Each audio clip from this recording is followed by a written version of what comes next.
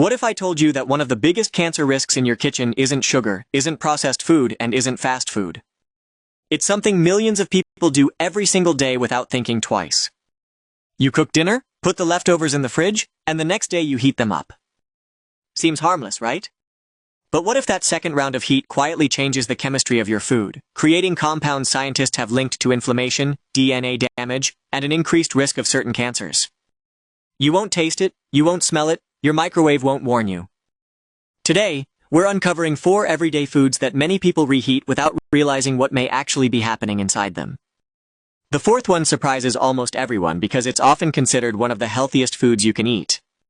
So before you heat up your next meal, stay with me until the end. This could change the way you look at leftovers forever. Most people believe that if food is hot enough, it's automatically safe.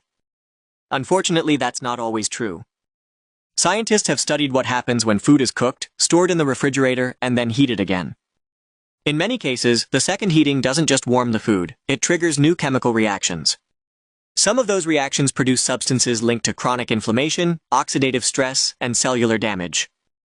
Cancer doesn't appear overnight, it usually results from years of repeated exposure to things that slowly damage the body.